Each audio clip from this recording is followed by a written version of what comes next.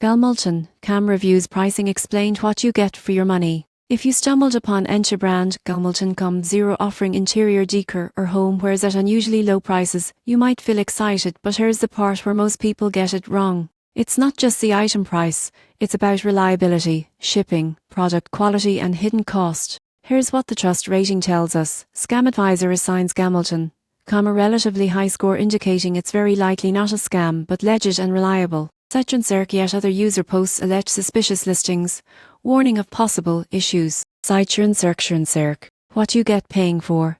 An online store offering decor items, maybe at competitive pricing if genuine. Potential bargains if it's genuine and shipping duty is reasonable. What you give up or need to check. Lower social proof, few independent reviews, minimal community feedback. Shipping duty, returns. If you're in India, you'll need to check import rules and cost. Risk that the bargain pricing reflects lesser quality or smaller scale operation. How to evaluate. 1. Compare the item price versus other known retailers for the same or similar product. 2. Check shipping and return policy, especially for your country, India. 3. Look for user reviews outside the website, Reddit forum posts, consumer feedback. 4. Start small. If you decide to buy, choose a low price item first as a test. You won't believe what happens next when you skip the shipping duty.